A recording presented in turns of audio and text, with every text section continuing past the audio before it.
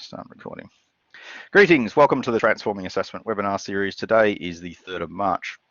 Today's speaker is Simon McCallum, and he's got quite a few associations, so I'll let him tell you what they are. And he's talking about student agency and confidence in assessment, and he's got a game developer background, so that's going to be an interesting spin on the topic.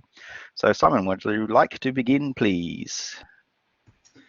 Okay, I'll go. Yes, I'm student agency and confidence in assessment. So I'm Simon McCallum. I'm the tiny little image in the bottom corner. I'm used to being a bit larger when I talk than that kind of tiny version of me. But you know, if you want to look at me, somehow you can make me bigger down. But yeah, so I'm here with like 3 associations. So 32 Stylists is a company here in Australasia, and we're working with Inspira and looking at how we help universities. I lecture at Victoria University in Wellington full-time, and I'm also 20% at NTNU in Norway, where I was for 9 years. So if we have a look, I was going to do a really short introduction just to sort of see my background. So I started lecturing in 1999, so it's been 22 years now, so it's been a while. In 2004, I created the first university level course in game development in New Zealand. So I've been teaching game development for 18 years. I moved to Norway in 2007, worked commercially as a game developer, which also honed some of my understanding of how you build games and how you engage through games. And then started lecturing after a couple of years of working commercially.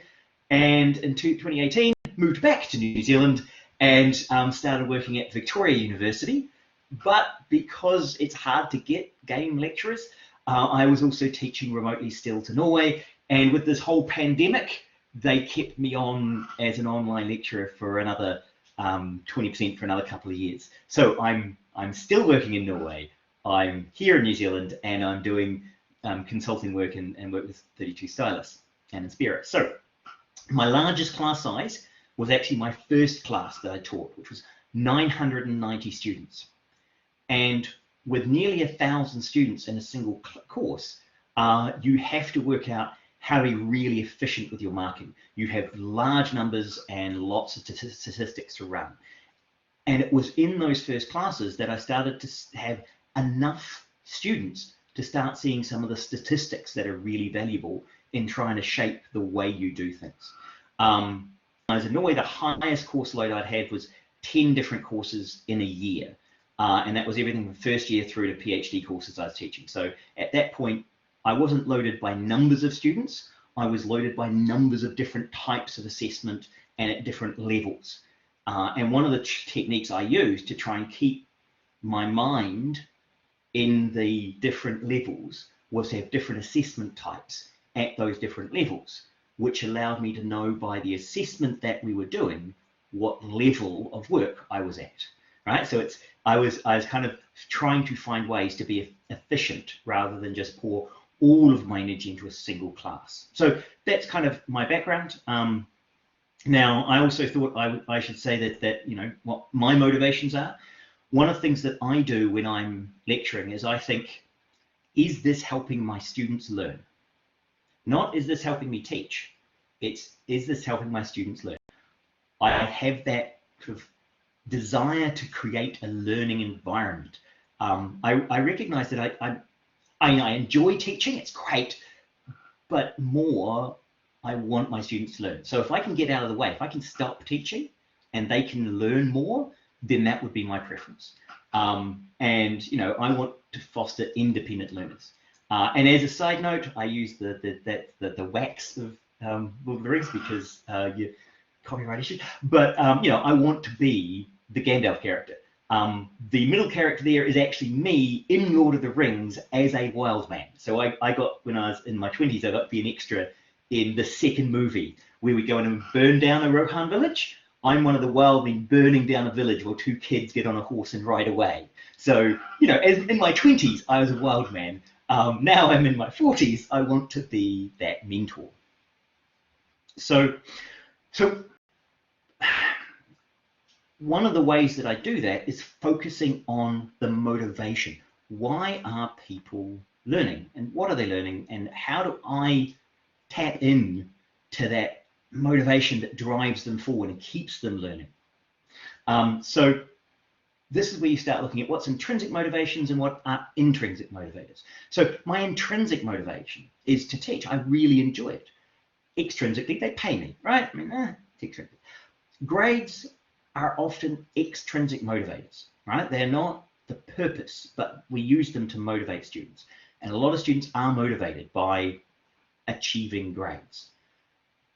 If you create engaging content in your lectures and in your assessments, then doing the assessment can be intrinsically motivating. Not because you're doing it to get the grade, but because the actual activity is motivating. So I also, plenty of evidence that learning itself, we're human beings, right? We're mammals, and mammals learn. In fact, my PhD was on sleep and learning. So we are hardwired to enjoy learning things because it keeps us flexible and keeps us moving forward. Now, you know, anytime you start talking about motivation, you have to kind of have a theory of what do you mean by motivation. So I'm using self-determination theory as one of my bases for a theoretical foundation. So that's an agency, competence, and relatedness model, and it's a reservoir model. So the idea is that you have an amount of agency you want, you have an amount of competence feedback that you want, and you have an amount of relatedness that you want. Now, extroverts might be all the way up there, massive amount of relatedness. They need everything to be constantly connected to other people and their environment. For many people, they have a reasonable amount of agency. If you give them too much control, too many decisions to make, too often, they get overloaded with agency. So they actually want to decrease the agency to get down to their comfortable level.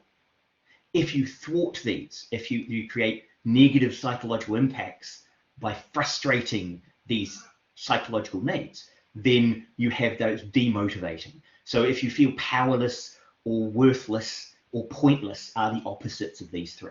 So one of the things that I'm trying to do is also think about how we stop how we prevent students from feeling powerless, worthless, and pointless, right? Because trust me, a lot of students feel some of our assignments are pointless. They just have no reason for them, and they feel disempowered. They feel powerless because they're just told to do everything all the time. There's no freedom there, and when they fail, they feel worthless. So these are the negatives that when you take away some of those motivators. So what I go through is saying, well, okay, where do I see this in what I do, which is designing games in my background, and what I see that at these agency points in the classroom. So student agency, what choices can be given to the student? Right? Now, one of the things we do when we're in games is we say, what does the player do? Right? So because games are interactive, they're not a story. You don't just sit there and have it flow over you, right? It's something you interact with. And so one of the things game designers do is they talk about what the player does in the game, right? Not what they're learning, not what they're hearing, not what they're seeing, but what they're doing. Now, handing over some of the choice so that students are learning through their pieces is where we start thinking about what agency can we give to students. Now, I've started looking at things like, you know, you give them some choice around project topics, right? So you give them, you know, 6 projects and they have to choose one. That's a little bit of choice. I've done crazier things, like I've moved to an agile teaching model where I give them choice over lecture content order. So we put all the lectures in the backlog, they choose the order, that gives them some choice within the content. They also can choose degrees and they choose courses within degrees. So there are choices. Now in games, we look at, you know, character classes, weapons, quests, the world that you play within. These are some of the choices that are similar to some of those choices. Now, one of the ones that I'm going to look at in this lecture is one that comes fairly directly from character creating in games. There is an idea within character creation where you can give a points buy, where you create a character with base classes, and then you have a certain number of points that you can improve statistics, right? You can improve some of the aspects of your character. And so what I did it in the rubric weighting, and I said, well, maybe I can apply that to assignments. Maybe I can, instead of having everybody being identical, maybe we can have them have some choice, right? So we're going to look at examples of this and look at how I use this idea of agency from games in my design of assessments. So now I'm starting with this kind of overview stuff, and then I'll get down to practical examples in a minute. So if we think of games as a series of complex choices, and you're learning from the consequences of your decisions, right? Now that's a kind of thing that is ideal in learning, is where you can connect something you did with a fail point, which means you know what it is that you needed to change. Now, what we find in games is if someone just gets a bad result, that they fail, and they have no idea why they failed, they can't improve their play. So it's that ability to connect your actions with your failures that are critical to improving play, which is why games have such a tight feedback between action and death, is so that you can instantly go, it was that thing, I won't do that again. So one of the things that I think is really interesting that you see in games, which we don't see so much in assessments, and I wouldn't suggest that we do it. What we see in games is that we create some randomness on an outcome, either with a dice roll or with a random thing happening in the game. And what's really interesting about that is, rather than a decision threshold, right? So you're not good enough, not good enough. You learn the trick, and suddenly you're good enough, right? And you go up to the top. That idea of being poor at something, then suddenly having a threshold and being good at it again. If you get no feedback, if you're always just bad at the thing, right, until you get that concept, you don't know that you're moving in the right direction. So if I add some randomness to that decision boundary, suddenly I go from a cliff to a slope. And that beautiful smooth slope that I've created means that as I get closer to getting better, occasionally I start getting it right because of the randomness. And so that actually allows me to experiment and move up the gradient. It also means once I start getting it right, occasionally I still fail, which means I can learn my way away from the edge of that decision boundary because I can see that I'm still close to it, right? So sometimes these yes-no thresholds actually create very difficult learning environments for our students. And a little bit of randomness in the result, which is what games often do, create a much smoother transition from not knowing to knowing. So there is like some really interesting features in games which I haven't been able to draw out, but are still there, that are interesting around this. How do you assess things and create these gradients to success? In games, we also give positive and negative. And this is very important, that it's not like laws where you have consequences. It is actually more a balance of rewards for doing the right thing, punishment for doing the wrong thing. So trying to find that balance is also something I try and do in my assessments. So insights. Bounded agency is very important. Okay, now what do I mean by bounded agency?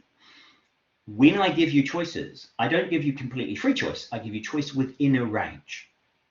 That means that I can develop content that assists you in that area, and you still have that feeling of choice. Crazily, even the illusion of choice increases the acceptance of consequences. Now, when people are playing games, and we see this a lot, if you have battles that are running and they're like a 2-to-1 ratio, and they lose, right, where they're supposed to win, they get a little bit upset. If they lose the next time on a 2-to-1, they get so angry they throw the game away, right? Because they think, I had a 2-to-1 chance of winning, and then I had another 2-to-1 chance of winning. I'm supposed to win that second one, and there's still a 25% chance that you would have lost that second one, right? So lost 2 in a row. But the players don't understand that. And so what we do in games is that we actually, on that second interaction, we tell them it's a 2-to-1, but we give them 100% of the victory. And the illusion of that ratio and the illusion of in games is as powerful as there being choice in games. And so sometimes what we're doing with the students is we are providing an environment where it's not that they have complete power, It's that they feel that they have enough power. Okay, so there's I mean, it sounds like we're cheating, but we're not. We are able to show them this afterwards. And even though we're telling them, I'm giving you the illusion of choice because it doesn't matter that much, even the choice itself feels more meaningful than having no choice at all. So if the player believes they lost because of their actions, they'll learn. And failure attribution is essential for learning. If you have no idea why you failed, it is very difficult to learn to do something differently. So next theoretical concept, competence. Now, we're quite good at competence. Grades are something we give out all the time as competence indicators. Games, again, surface level competence, scores, badges, leaderboards, all great. Multiple deadlines, short-term and long-term in games, all line up nicely. Sometimes we give a bit of too much didactic feedback with grades. So you tell people, oh, you need to do this, and this, and this. So we give that feedback. Games more do it through a pull mechanism where the player can go out and get tutorials and go and find walkthroughs. So it's more of a they go and find them rather than we push them on them. So there's a bit of a difference there, but it's still, you know, fairly similar to getting feedback. Now, one of the problems that I see with assessment in difference between games and assessments is that in games, the players are generally thinking about playing against the environment, against the game, against the system, not against the designer. Right? When you're playing a game, you're not thinking, I'm trying to get around the game designer. Right? You're trying to play the game. Now, often our students are trying to second guess us. Right? It's a really good exam technique is to try and work out what your lecturer thinks and then give them the answers according to how they see the world. So the game isn't about understanding the world. The game is about understanding your lecturer. Now that creates an unfortunate negative narrative around what assessment is for. And I think that's one of the things we need to break if we're going to make assessments more useful, is that you're not trying to second guess the lecture, you are actually trying to learn together something interesting, hopefully. Okay, so intellectual again, fast feedback, really essential because games are really good at that. Multiple goals, really good. Player controlled, showing level of difficulty, right? So rather than just always driving them forward, actually allowing them to set some of the difficulty, very useful. We kind of do that with degree levels. And relative and absolute rankings can be quite useful. Knowing where you sit in relative to your friends and knowing where you sit overall can be quite useful. Okay, so these are some of the kind of conceptual things that I'm feeding in to what's going to be relatively straightforward, simple implementations. The last one I was going to just mention is the relatedness. This is very dependent on the courses you are teaching. Some things incredibly relevant to students, some things are compulsory and the students don't know why. Honestly, if you can find a way of connecting, you will do a better job of the relatedness aspect of motivation. One of the things I've looked at with my students is you take the course learning outcomes to the students and say, right, these are what we need to learn. What assignment will help us learn those? And so they help design some of those assignments with you so that they know what they're trying to learn and that they have some input. And because they've got input, they have more ownership. And if they have ownership, they have better learning. Also, I go to the students in the year before and I talk to some of them about saying and working out sort of what are their current issues, what are their challenges, what are they trying to deal with, and then look at whether we can incorporate that into the assignments in the next year, right? So there's this kind of trying to create engaging content by understanding the audience. And honestly, this is why games are engaging, is because they are player focused. Game designers and game developers are constantly thinking about the player, right? And I think often lecturers get lost in the content and forget the player, forget the student, because, you know, they love the content. Their content is awesome. Okay. So those are my theories, right? That's kind of the mix between games and assessment. Yes, and one of the neat things about games is because you fail constantly, as a comment down here, failing is normal in games. And so this idea that I can test myself, fail, and test again, and fail, and test again, is very, very useful in games. It's how you move forward. And again, having that randomness around a decision boundary means that occasionally you will make the jump, or you'll be able to succeed against a particular enemy because of some of that randomness. But you'll find that unless you can move closer to that decision boundary, then you won't actually be learning. This is part of the reason why we give health bars on enemy characters, so you can see you're wearing them down, so you're getting closer to success, rather than never knowing how much damage you've done to your enemy, and then eventually you die and you still don't know if you were making any difference. Right? That's a really bad game. So these kind of gradients are really useful. And we give grades to give a gradient rather than a threshold, but still those gradients are really important. Okay, so games have really good UI and UX because they focus on the players. So how do I actually do this?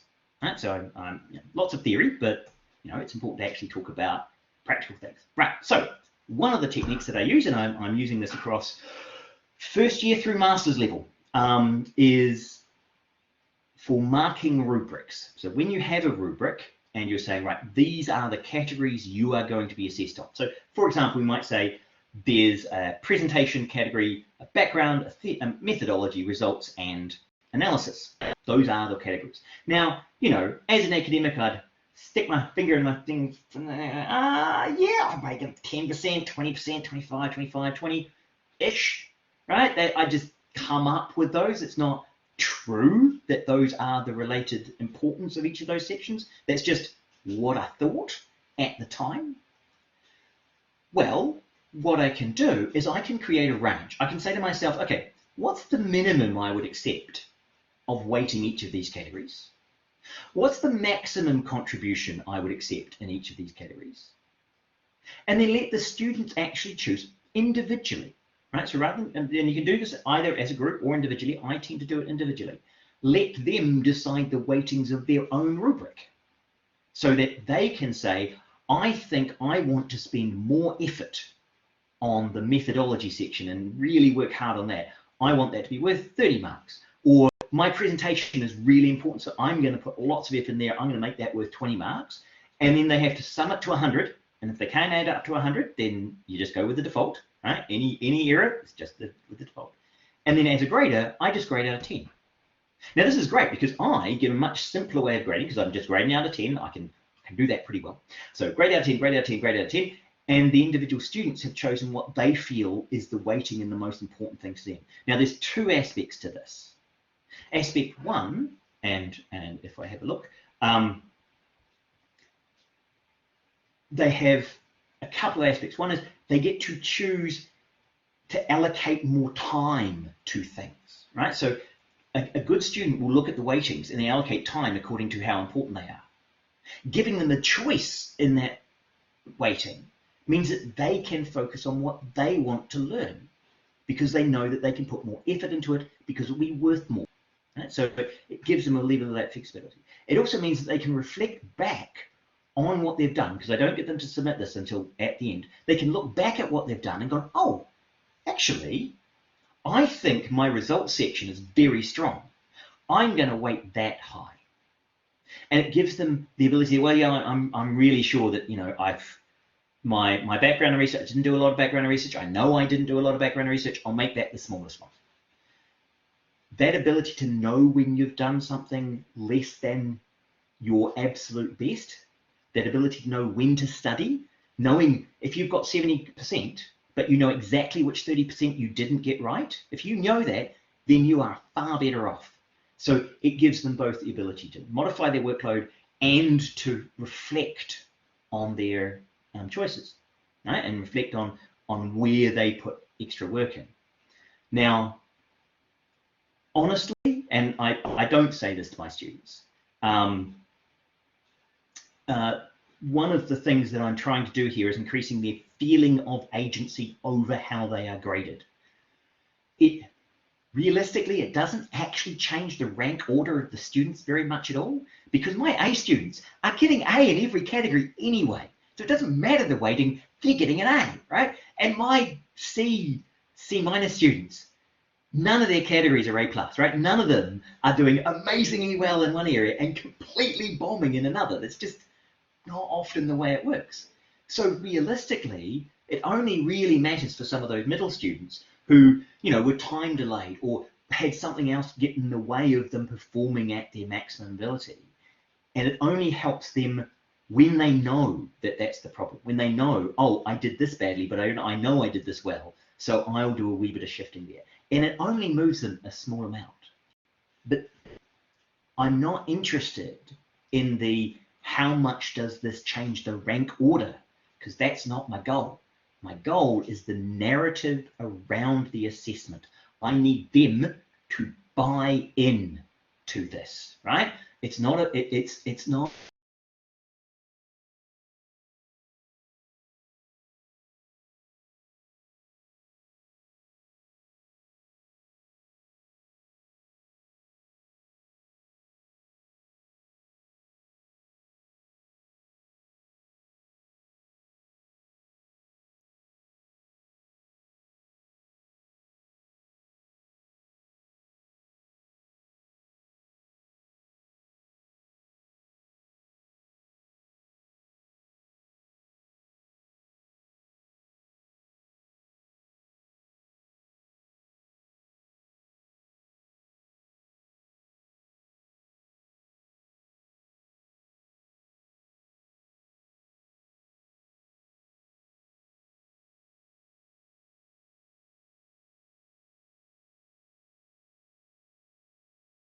used any tool that you can imagine, because oh, you've lost the slides as well. Maybe we can get the slides back. I'm seeing them, so let's just go. No, that's good. Let me just move it backwards and forwards just to see if it's. Yeah, no, it's all still right. moving it. I'm moving it. That's all good. Okay, so yeah, just want to see if it's going to yeah, refresh. Yeah. So what you see here is a lot of these form systems allow you to do a number range and it automatically calculates it. And you don't actually need to worry if it doesn't calculate to 100, because you download it as a spreadsheet, you calculate it, you just check that it ranks to 100. If it doesn't rank to 100, you just ignore it and use the default. It's not going to really cost them much, right? So, but when they do get to see that they've had that benefit, they also feel good about it. Now, I do a couple of things, and then in turn, so we also look at how we deal with the punishment aspect when you choose badly. Now, here are some usage stats from this previous year. So these were of a group of, I had 120 students in the class, and the first two assignments, assignment 1, assignment 2, and then a group assignment. So that's why there's only 23 out of 27 for that third column. Now, these were the number of people who were getting a positive outcome and a negative outcome from their choices in each assessment. Now, you see, actually, this kind of shows that although they're just slightly more positive than negative, right, students aren't that good at knowing what they're better at and what they're worse at, right? So it does seem to improve a little bit over time. If you look at the averages down below, the students who recognize what they're good at seem to get better at that. The ones who aren't good at picking don't seem to change terribly much at their ability to pick. So I think there is some challenge in the learning aspect where you have to learn what you're not good at as well as learn the material. And so I think there is certainly that Dunning-Kruger effect of not knowing what you don't know down the bottom corner there. But one of the things I did for the first assignment was, although I recorded what would have been a negative for the students, I let them have free choice by saying, I'm not going to let this punish you. Right? So you get to do this, and if it helps, that's fine, and you get the extra bump. And if you pick really badly, I'm not going to punish you. Right? This allows them a little more flexibility to still decide to do it. And we had 70 out of 120 and then 99 out of 120, but 23 out of the 27, because those groups, at least some of the people in the group wanted to use the system. And you know, the people who are good at it got better at it. The people who are bad at it didn't seem to actually get much better at it. So, and this is kind of one of those interesting things is that you'll see it is in that only that middle group, as they learn how to reflect on their work, they start to get better at this.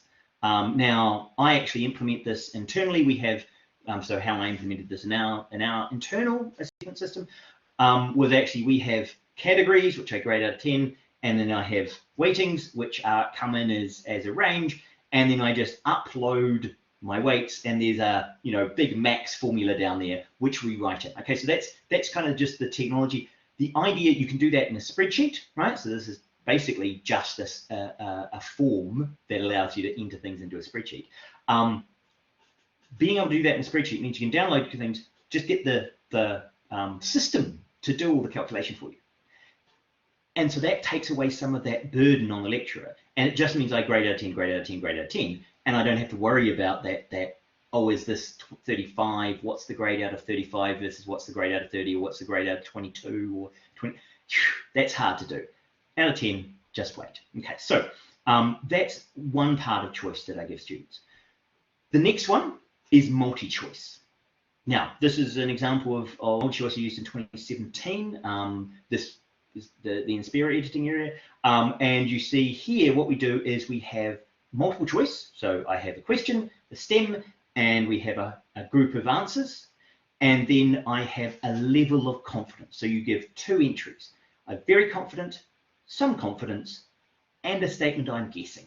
Right? And I have numbers next to those. Now, where those numbers come from? Well, and this is where I get talking about Tony stuff, and hopefully Tony will interject at some point and say, hey, that's not what I mean. No. So there's multi-choice grading system. You give you answer the question, and you give a level of certainty. Right? So you could, if you're doing this on paper, you can do it this way. You can just write an A and then a number 1, 2, or 3.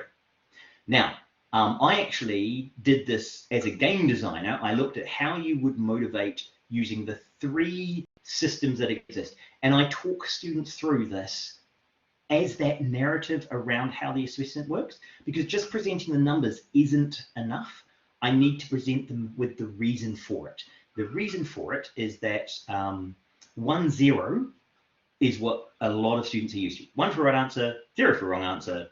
That's all good. You try and guess, it's fine. Right? Now, the American system often would use 1 for a right answer minus like a quarter if it's a 5-choice system, because that would average to 0 over time. And then you have some more common in Germany, a 1 and a -1, and guess and not answering is a valid topic, right? A valid way to respond, because you're going to get punished if you get it wrong. And so they actually create a 3rd option of just not answering the question because it's too dangerous to get it wrong. So that's 1, 2, and 3. Now, how I explain this to my students is say, well, okay, we start with 1, 0. I give you a small bonus, half a mark extra for being a little bit confident. But if you're a little bit confident and wrong, you lose half a mark. If you're very confident, I double your marks. That's great.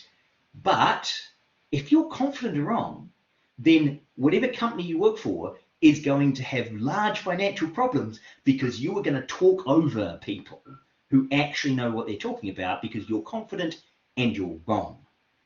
And that needs to be punished. Right? And you guys all know, as students, you all know that that's a problem. People who are confident and wrong really screw things up. And so by getting the students to agree that that's a problem, that -2 becomes an accepted mechanism that they're willing to have in the assessment. Now, if you actually look at the lines, I use 1, 1.5, and 2 very strategically, because I can say 1, 0 and give the normal base and talk about the narrative of the small additions. And again, it's the narrative and buying in that I'm trying to do. The actual variation, it's only a small change. It's a small change in the middle group of people who know what who kind of are good at knowing when they don't know stuff. Because if you know it all, you just say you're confident and you know it all, and you're going to get top marks. You get top marks. The A students are always the A students. It's like, it doesn't change that top end. It changes something in the middle, right? And so I'm trying to get the narrative through to that group. Now, as you can see, there are lines here. You can actually see the graph. below 50%, right? So on the left-hand side of 50%, the yellow line, which is guessing, is the best return on your expected value for return.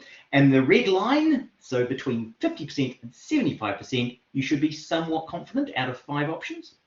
And above 75%, you should say you're very confident with the 2 minus 2. Now, Tony, who has actually apparently joined us, which is wonderful, he uses true-false tests, which means you can't use these numbers. You actually have to make the top end much sharper to have it a reasonable option, right? Because with true-false, then you wouldn't ever have the 1.5 half, because it does true-false, it won't make a difference, right? So these numbers depend on the number of options you have in your multi-choice system. So, and if we have a look at that, as I said, Tony Gavin, so he's done he's a champion of certainty-based marking, right? And he pushed through the Moodle integration, which is why more people are using it in Moodle. And he worked on true-false, and he wrote up a lot of the stuff that's in the Moodle explanation of how this works. And he's got some really good results. So if you're interested in following on this details, his stuff is great. Go and see him. We have a difference on certainty versus confidence.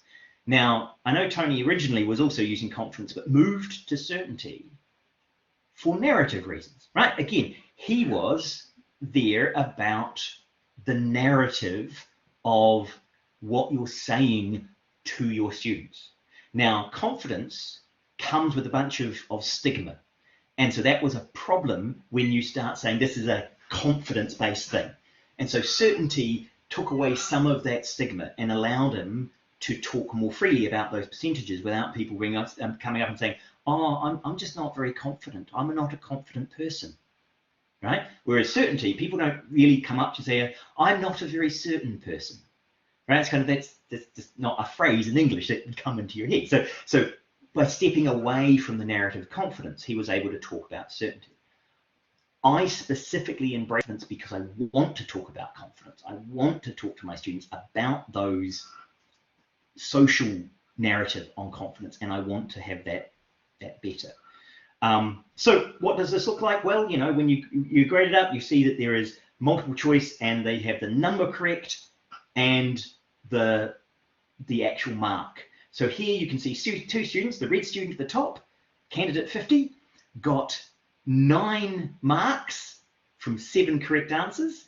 Candidate 58 got 13 marks from 7 correct answers. So candidate 58 knew what they got right.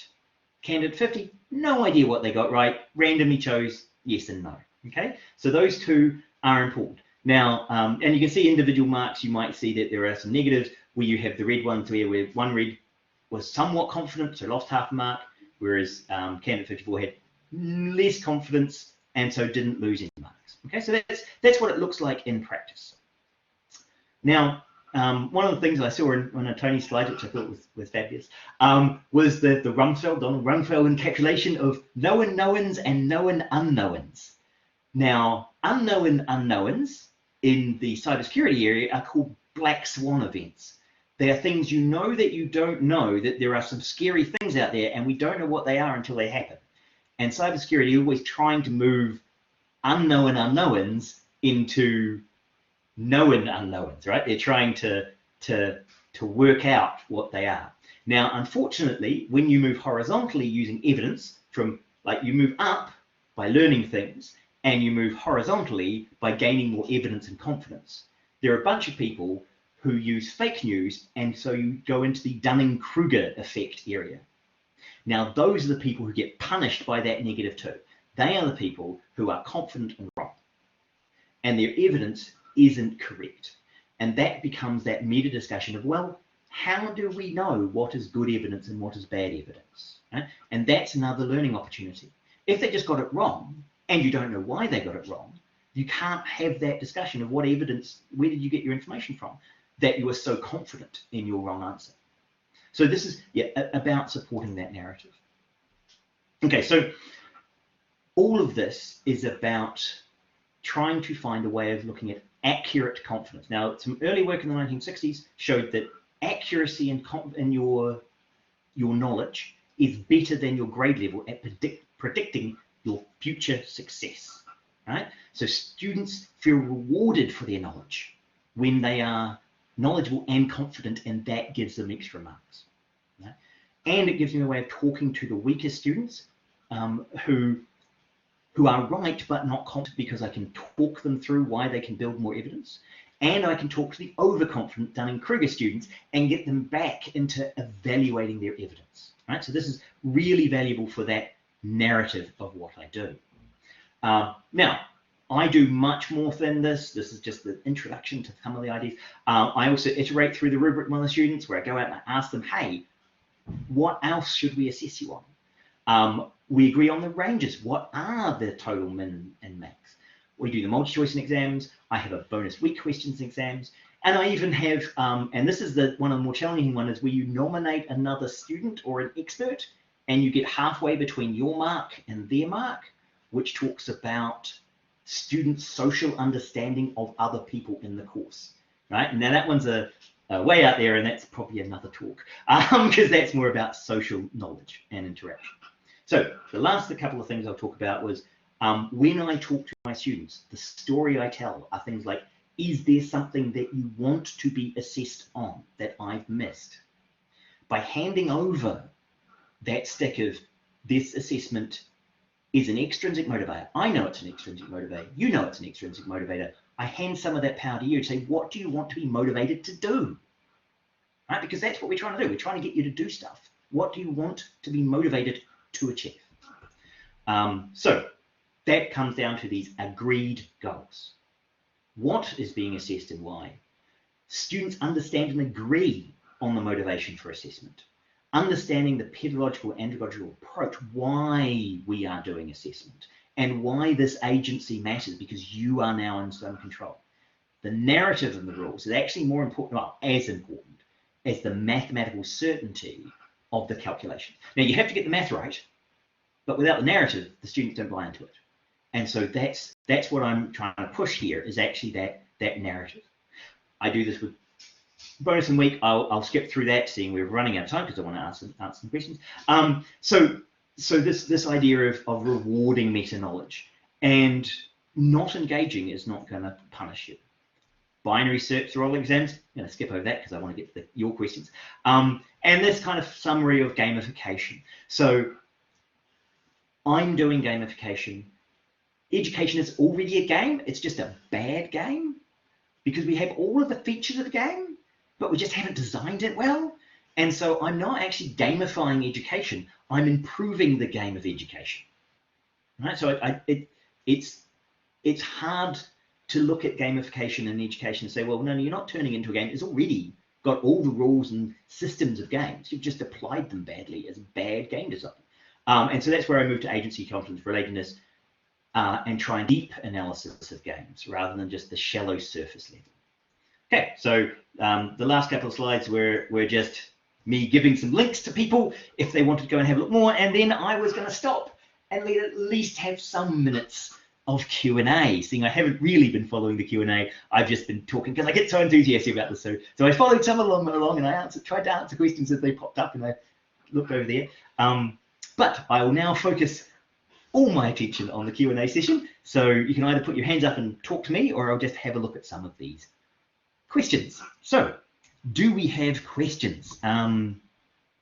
Yep, Mike was asking about, does it punish certain personality types?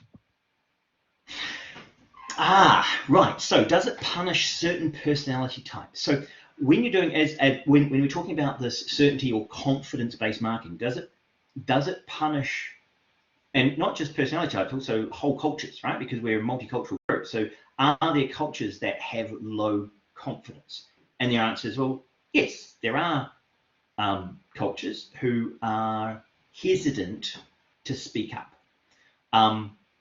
What I tend to do is I use this in the test that you run through the trimester, and I talk to them about why, and this is certainly why partly why Tony uses certainty, is he's able to say, I'm not interested in whether you're confident or not, whether your society tells you to be confident.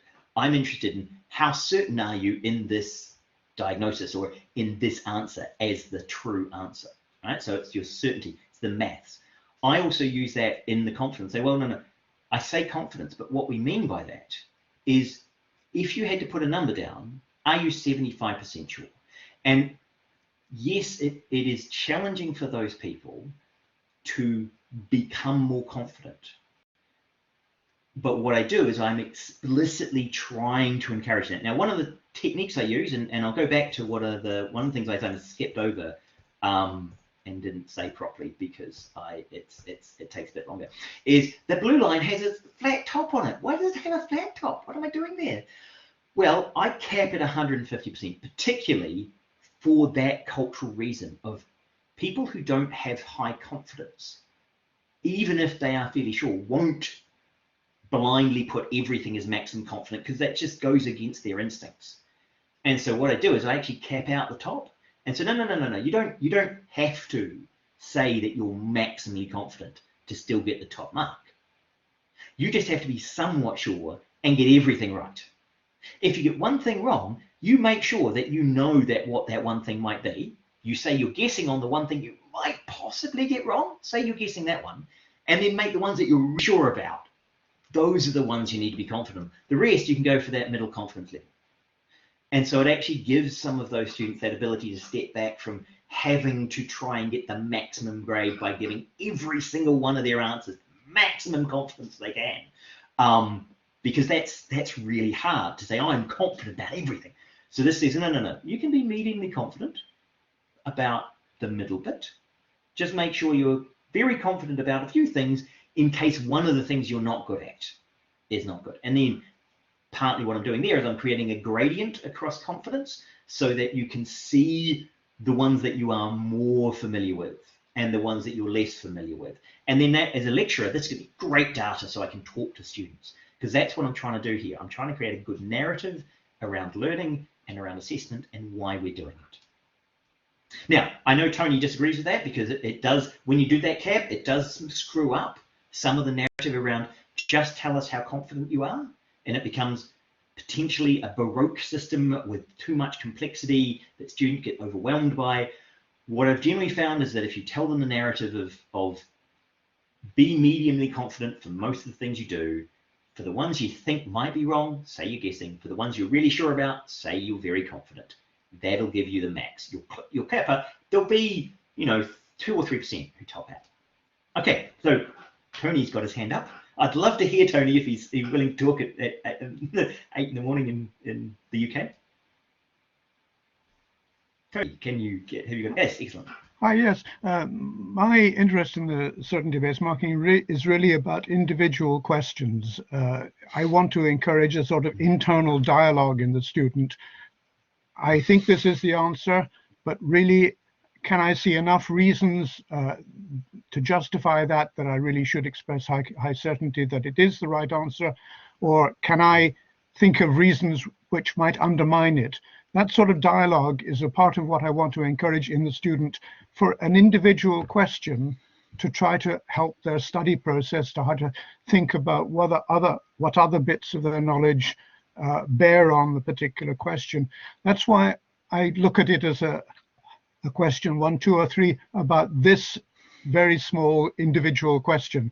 And it's quite a different matter, more about my own judgment and my personal confidence, if you start to introduce an element of how confident am I that I've got a pass mark on this whole course or this whole section of the course. So I want to concentrate on individual questions. Yes, and I think that's a fabulous way of looking at how do we get students to bring to bear more evidence to shore up their understanding of something, right? And say, okay, this is true because of all of these pieces of information. One of the interesting, I was talking to some medical doctors also about the system, and they said one of the things they'd like to do is have a few questions where total confidence would be -2 for both correct and incorrect, because they wanted to punish people who were too confident given the limited information they were given in the question. So they were actually doing a whole nother meta level of confidence, which I haven't tried to include here, which was they were trying to think, can you get people to express their confidence and punish people for being too confident, regardless of whether they're right or not, because they just should not be that confident. But yeah, no, I felt that was that was starting to get too mean to punish students with an extra meta level of you shouldn't be that confident. But yeah, no, I think there are many differences in these, and that's why I really do encourage people to go and study stuff, because it covers a lot more ground in this area and shows a lot more of the kind of maths around these decisions and what happens in that middle area. Okay, so next question. Isn't multiple response another way to get around the guessing problem of multi-choice?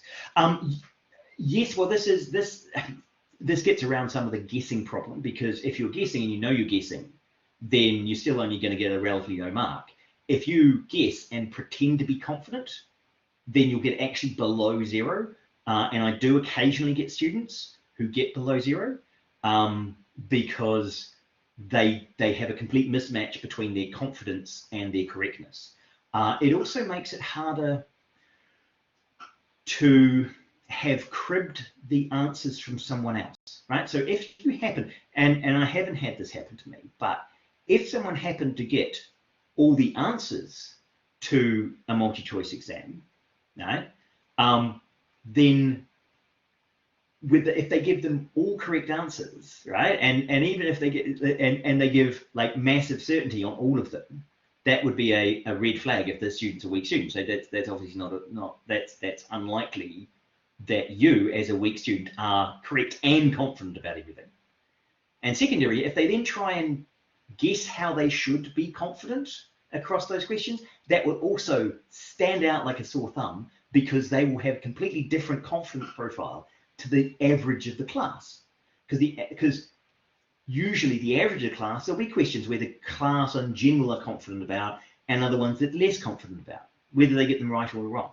And so actually there is a value in having to try and work out how confident you should be across the whole test, based on you just happen to get an ability to recognize an answer by getting a cheating score. So there's some actually kind of interesting validation of who's sitting the test, and that this person has the right kind of knowledge. Now, you can't be certain that it is cheating, but what it would give you is really give you a flag to go and look at a person. And even if they got the number, they said, oh, I'm not going to cheat and get it 100% on the test, because people know I'm not 100% student, so they get some of them. Their confidence will be all over the place, and that will stick out. Right? So that's just an interesting variant in when you have two different types of information that you're accessing. Okay. We've a question from Nicola. Yes. How would confidence grading work with more open-ended tasks where there is no right and wrong, but rather strong and weak as responses?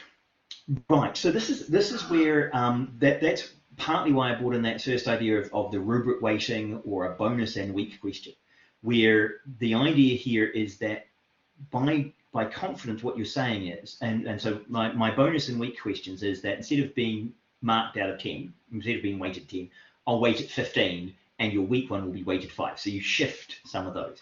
And that's more in recognition that I know that this is a strong answer, and I know this is a weak answer. That's about that reflection. So it's not necessarily being able to say there's a right or wrong answer. I just know that I've got lots of evidence, or I've got strong justification for where this might be the right answer.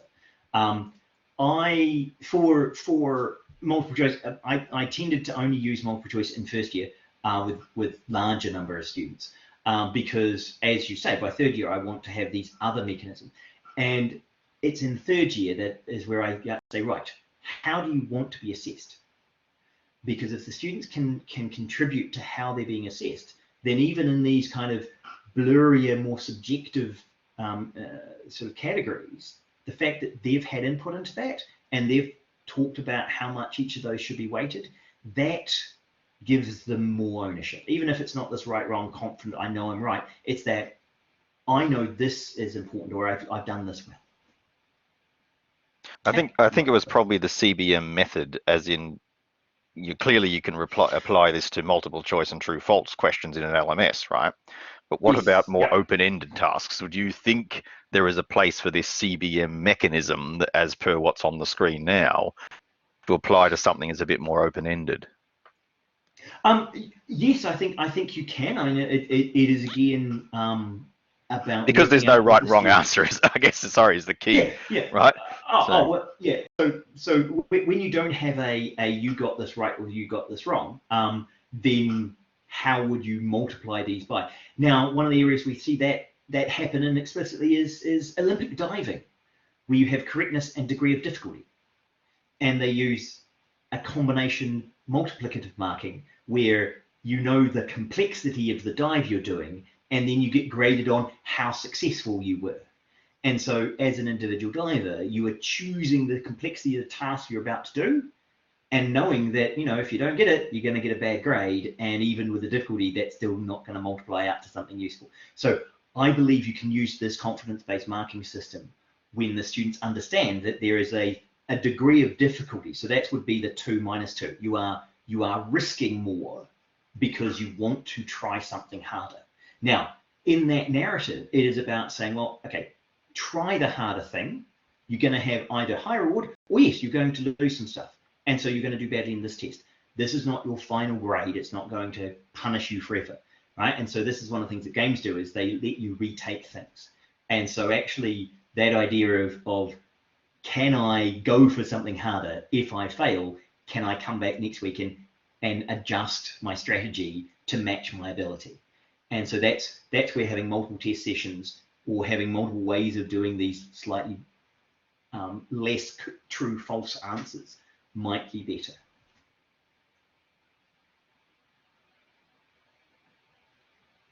Yes, there are some. I've got a whole system around how you do audience-based subjective marking as well for.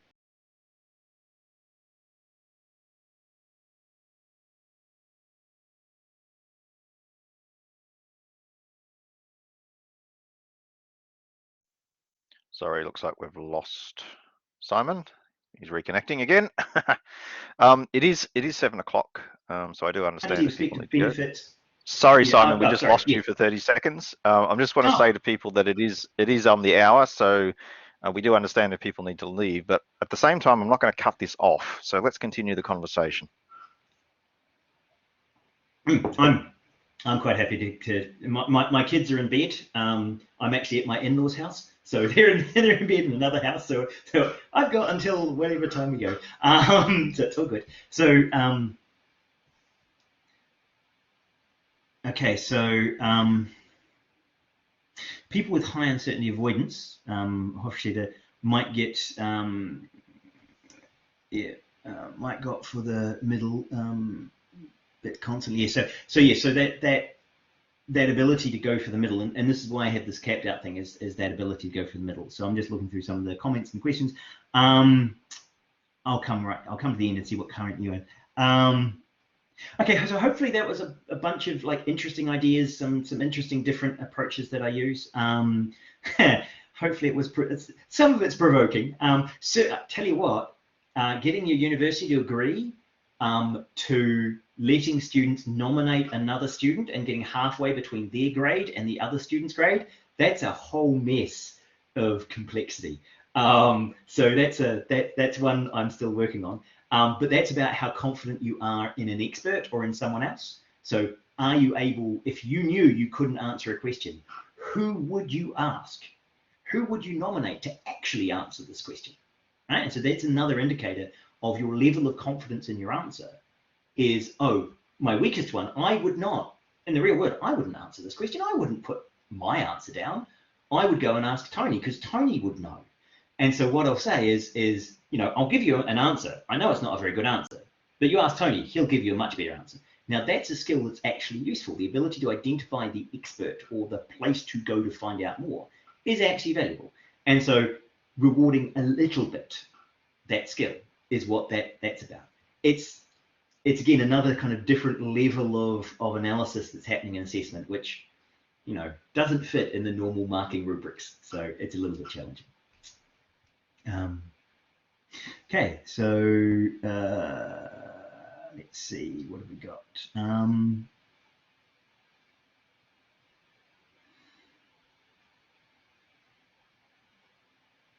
Yep. Okay, so mostly there's people sort of having to leave and saying thank you. As I should say, we're still at 28 people. So my next talk, we're having a Q&A session on the 25th with Inspira, because I'm doing a little bit of work with them, and so we're having a Q&A session on student assessment on the 25th of March. So in a few weeks I'll be doing a session there. I think Hilton might be able to post the link in the chat if he's still around, or if he's already gone. No, he might have gone. Yeah, I'm sure someone can post it in the chat. So there's a link to that. So if people want to kind of come and sit and do a Q&A there, I'm also there. But let's see, so what have we got? Any other interesting questions? Ask the audience. Yeah, ask a friend who wants to be in there. Actually, yeah, so ask a friend, ask the audience. These are things. Now, if you watch Who Wants to Be a Millionaire, you can see when you are not certain in your answer, that's when you use your lifelines. Strategic use of lifelines is critical in that game. And so that idea so I know I don't have the slides for this, and it's a little bit on the slide, but what we're looking at is actually for our Māori and Pacifica students here in New Zealand. Often they are collectivists, they're a collectivist society, and so they don't think of themselves as individuals necessarily. They think of themselves as they are situated within their community. And so one of the things we're looking at doing is, when you teach, can you have a sequence of experts that you introduce the students to during the semester? And so you create 5 experts in your field, and you say, well, this lecture, this expert, which we have a persona, we nominate them, we give them a picture, that would be the expert in this kind of area, right? They'd be the criminal psychologist, or they would be, a tax lawyer, or they would be the kernel programmer, or the graphics. So you create a persona around parts of knowledge. And then in the exam, for one of your questions, not every question, but for one section or question, you get to nominate an expert. Now, of course, the best place to do that would be for your weakest section, because when you nominate the expert, you get the bump between what the expert would get in that category and what you got in that category. So you get halfway between. So you get a half bump on your ability to identify the area of knowledge and who you would actually ask if you were really asked that question. Now, you can only do it for one, so it's just your weakest one. It rewards you for the ability to recognize that there are some of your questions that are weak, and you might nominate an expert to get their help. Now, a student who gets full marks across the whole board, they don't need to nominate anyone, they've got the top marks. So it doesn't harm the good students, but it helps those students who feel that they're no longer alone in the exam, that they have this group of experts that if they get stuck, they can call on one of them to help out if needed. And so that's that kind of phone a friend option. And realistically, in the rank order change, almost no effect, right? And it's tiny. It's like 1 mark here, 2 mark there. It's within grading error of lecturers. That's not the point. It's the point that they feel that they've got more influence on their grade, that they feel more engaged with the assessment, and so they have more ownership of their grades, and therefore are more likely to put effort in to change those grades, because they see them as something related to what they did, rather than just a random number given to them by some old white guy with long hair, in my case.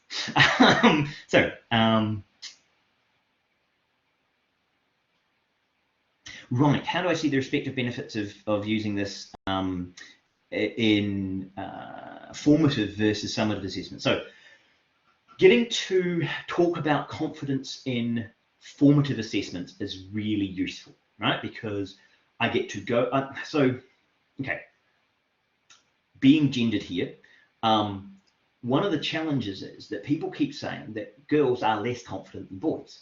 But of course, that's just a general trait. That's not a thing about women or a thing about men, right? So there are men who are less confident than they should be, and there are women who are perfectly confident and don't need to be told they need to be more confident, right? It's demeaning to tell them that they're not confident, right? So just gender doesn't tell you which students need to have that reinforcement and which students are overconfident. Yeah, sure, sometimes the boys are more confident than the girls, but that men and women. But that's not the critical aspect. It's that trait. They have a trait of being not confident. I don't care their gender. I care that this student in front of me is less confident than they deserve to be because they are better than their estimate of their ability. And so it allows me to approach students not based on external performance of gender or performance of what they look like, and actually talk to them about how they're answering questions and how they're evaluating information without having that mess of other information which isn't useful, because an individual student isn't a representative of their gender. They are themselves. And so this allows me to kind of cut through some of that and actually talk directly to the student about their performance rather than, oh, you should be more confident, right? Without having some good evidence that I just back it up with data. So yeah, so I think as formative is really useful. As summative, I've used it in both. I've used it in summative and formative. It works in summative assessment. Students get a wee bit stressed when there's high negatives and it's summative, because if it's an end summative and there's not another go, that does add more stress. And that's where I start. That's why I started looking at can I do make these choices, but only if they benefit you from the average, right? So if you screw it up, I'm not going to punish you, but if you get it right, yes, you can get a wee bit of benefit. That's probably better for a summative assessment because it takes away some of the stress. But for a formative assessment, you want to give them the full feedback, so you want to be able to have that flexibility.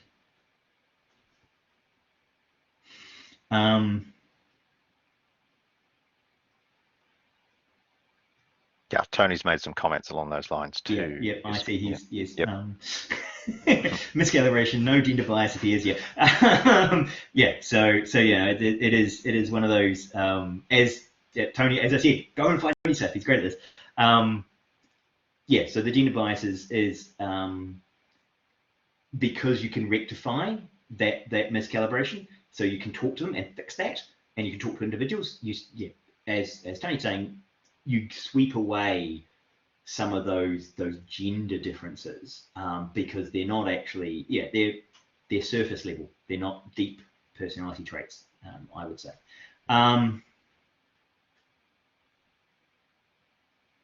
Actually, there are only lots of CBM to do self-calibration. You don't actually need to do this like 10 or 20 times. You can actually, even with relatively small number of these, you start to get that improvement. Yeah, so Tony, as Tony was saying, yeah, I've seen the improvement quickly. He's seen the improvement quickly.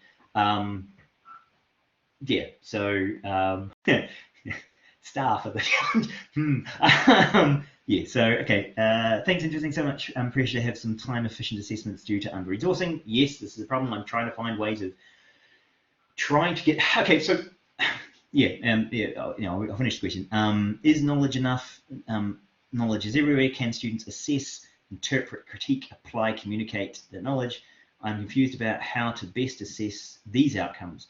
I do agree confidence certainty is a useful thing to look at though. Okay, so as you say, knowledge is everywhere. One of my other things that I've been working on, apart from this stuff, was how to grade questions, how to look at the critique and so the access and interpret, and how you write high quality questions.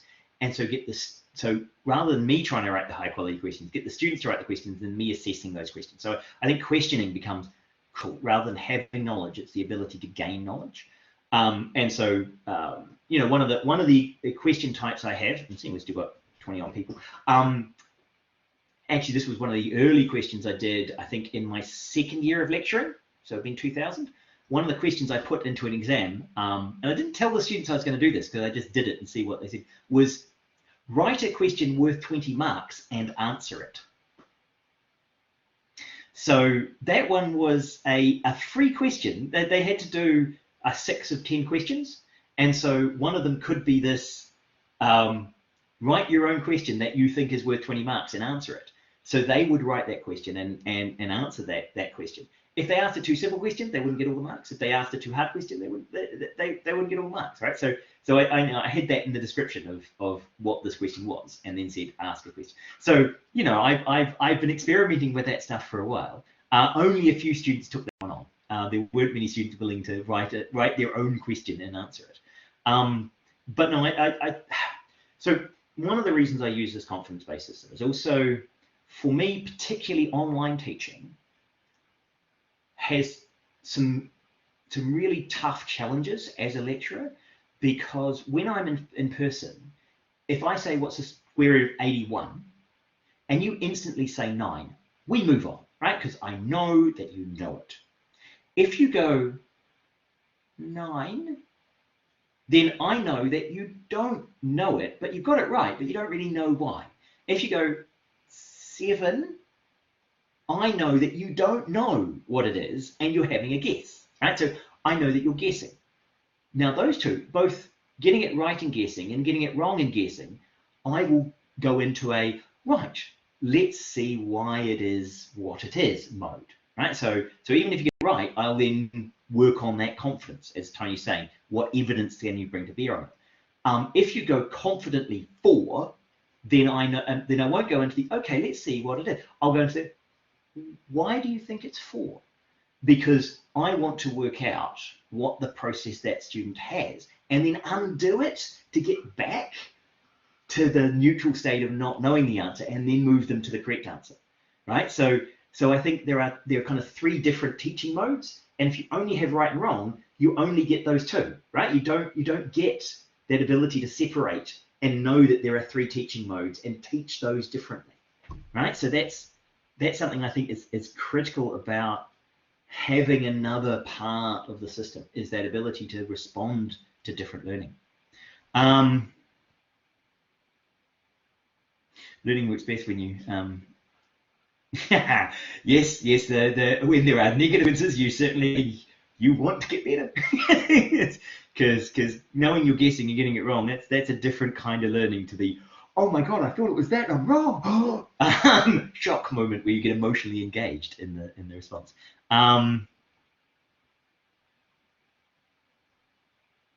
Yes, if you were locked out of the game after a couple of tries, the people would not play games because they would be very annoying. And that is part of our challenge with education, is that we've made it high stakes on every assessment. And so it makes it very hard to experiment because the stakes are so high. And that's where you have to find other ways of reinterpreting what we mean by degrees. And actually, I think that would be my argument against micro-credentialing, because there are some challenges with micro-credentialing where everything you do is now a credential that you earn or lose. And so that can be a bit more pressure on every individual thing. Whereas if you had a degree and say, well, the only thing we're actually going to assess you on is the last thing at the end, the grades through the degree, irrelevant. We're not going to use those. We're only going to give you your degree status on the last year. So experiment, learn, try, fail, pass, do better, but make sure your trajectory is high as you leave the degree, because that's the one that counts. So having to kind of rethink those messages is really important.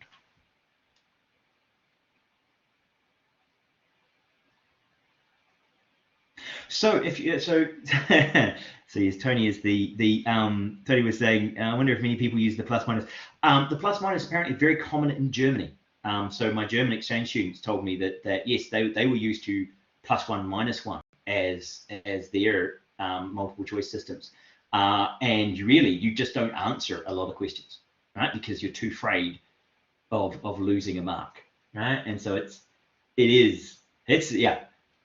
punishing, right? Yeah. So I give people a way out of that.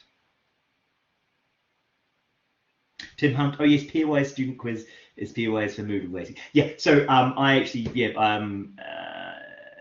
oh, I've forgotten the name, but Paul Denny up in Auckland, he does excellent work with pairwise.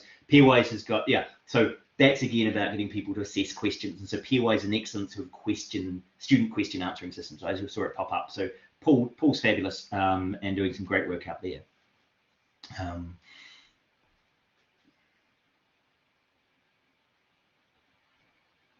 Students treat them as a game and speed run. Yeah, you'll get students speed run stuff. Have to sign that thing. Right.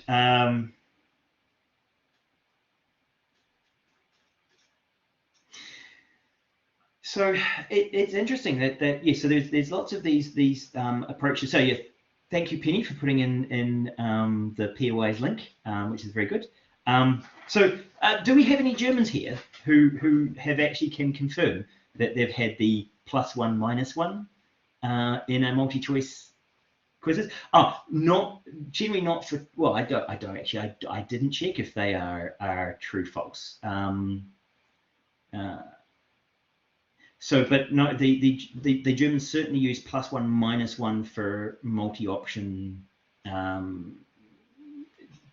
Multiple option, multi-choice questions. So there is. I know from talking to students, I'm just wondering if there's any Germans left online with the 16 of us who might be able to tell me if they've ever had that. But I know my students had reported that. Yeah. So is the -0.25 used in Australia, or is the -1 used in Australia, Matthew? I just recall getting complaints through from student surveys, not mine, but looking at the results of our student surveys last time round, some students were complaining about the negative marking in exams. If they got it wrong, they just got a flat, they got a minus mark and they hated it with a passion. I used to hate it as a passion too, because it just sort of punished you for having a go, So as you said, you don't tend to answer questions. So yeah, I think the whole confidence-based approach or certainty-based approach, we should be using the proper terminology, I guess.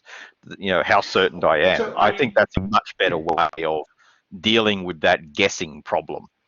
Getting students to think about their level or self-awareness of their own level of knowledge, I think is a much better approach. So yeah, and I think rather than punishing you for having a go. So if you know you're just having a go, then you should have an option of saying, I know I'm having a go. So there's some work from some Danes as well. I should put that link up, where they tried to work out what the theoretical best for like all of these systems are, and actually like a lot of complex math. This system fits within their categories of an acceptable system, as does Tony's. But they also looked at when you count to 3 out of 5, how you should mark when someone gets 2 of them right and 1 of them wrong. What's the math that tells you their level of knowledge based on each of the ratios of the number of true positives and false negatives and false positives and true positives. So that sensitivity and selectivity kind of calculation around multiple answers to multiple select. So yeah, there's a whole bunch of stuff you can do there. These are kind of base cases for those, really reduces to just kind of one is correct and the other 4 are wrong. But there is actually a whole bunch of math you can do around that. And there are some principles like if you are more certain and you're right, you should get more marks than someone who is less certain and right. And yeah, so there's a few base principles they use to generate an upper and lower bound on some of these numbers. So yeah, you can dig into the math, but what I was hoping to express was that although that math is great, and I'm a numbers person, I like math, but it's the story I tell my students that's to some extent more important than the specifics of the numbers and the rank order that it changes, because it doesn't change the rank order that much, but it changes the way they think. And I think that's potentially also what Tony was saying about those individual questions, that they think about them and they bring to bear more knowledge. It's the process that happens in their head that is more important than the final grade changes that it has.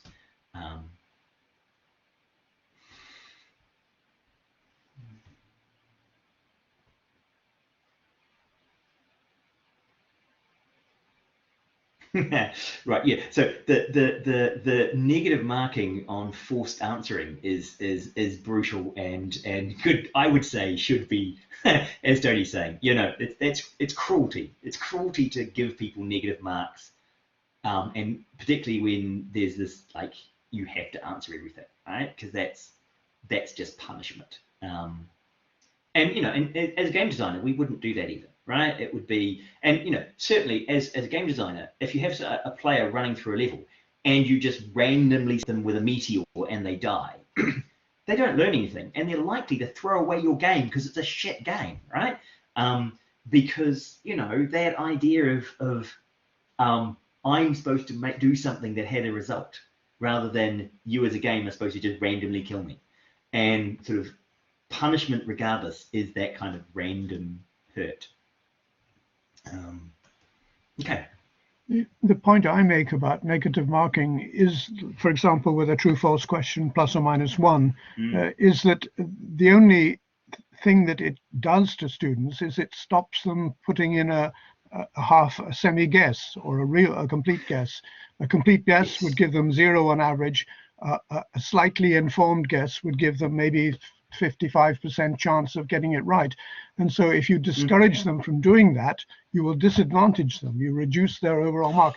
And the only consequence of introducing negative mark is that it does discourage them. Without negative marking, it's obvious that if you guess, you can't disadvantage yourself. So you put in a random choice for all the ones that you don't know anything about.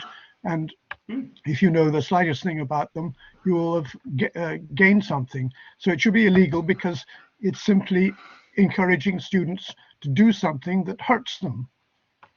Yes, and I completely agree. There are people, and I've had this when discussing these systems, where they look at these numbers and go, you could make them all whole numbers by making it 2, 3, 4, and 1 and minus 4. So you make it 4 and minus 4, and you get 2 for the right answer, and then it would be whole integers. And wouldn't that be better? And the answer says, no. Just because the math can be worked out to be identical doesn't mean that that's what happens in people's heads. Just because you can say, well, the 1, -1, mathematically, I can transform that into a 1, 0 space with a mathematical transform. Because it's an affine transformation. I can just do it with a single equation and get exactly the same rank order if I do the transform, right? If I transform it into the other space, if you answer every question. And the answer will be, yeah, but that's not the point. It's not the point that you could find a way of making these equivalent. They're not equivalent in the student's mind, and that level of punishment and doing something that's negative to them.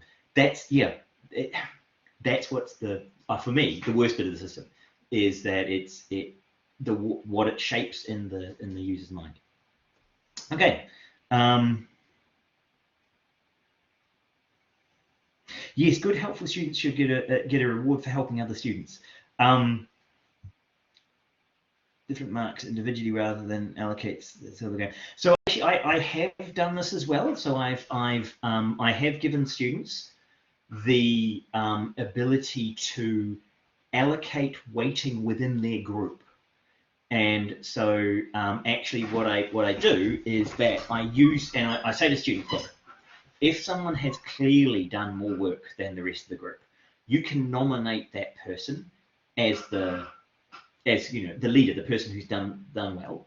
And then if the group is on a grade boundary, that person can get a benefit. Now, it is really challenging to do that, because then you get a whole bunch of peer pressure and a whole bunch of like nasty mechanics and politics that come into it. So I've flirted with that. I don't use that currently because you can only really do that when you know each of the groups. And so once you're like under about 20 to 30 students, you can probably do that. Once you're into hundreds of students, you can't manage the politics of the individual groups. And so it's too dangerous to give them that particular power. That was my feeling, is I couldn't manage the politics once I was at 100 students. I could manage it when I was at 20 students. So some of these systems work great, and Tony's used these with large classes, hundreds and hundreds and hundreds of students. Some systems only work up to about 20 or 30 students, and they just don't scale. And so that's one of the challenges we have whenever we're looking at technology, well, whenever we're looking at these innovative assessment things. How do we make sure that it's not just, oh, I can do this in my small class?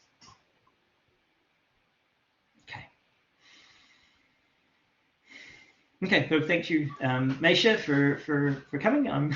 So yes, hopefully people are still interested there. So people are saying it's useful. That was good. I'm glad they found it engaging. Do we have any more questions from the last 12 hardy people who have stayed here to listen to me rant along about my teaching? I think we're just about a half an hour of us, so we probably will close it off. Yeah. Thank you very much, Simon.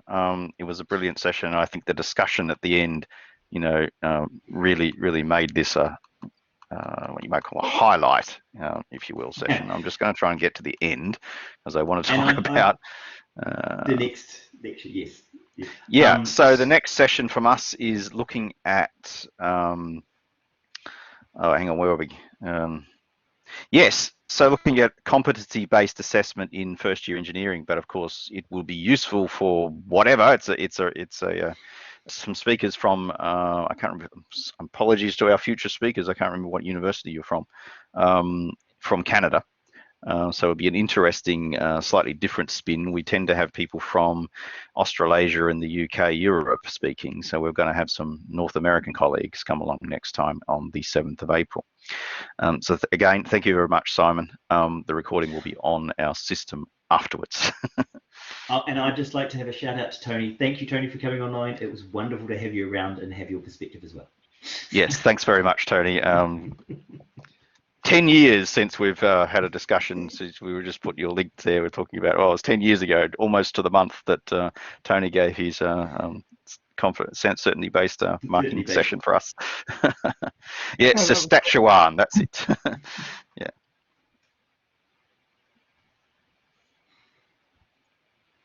All right, I'll stop the recording.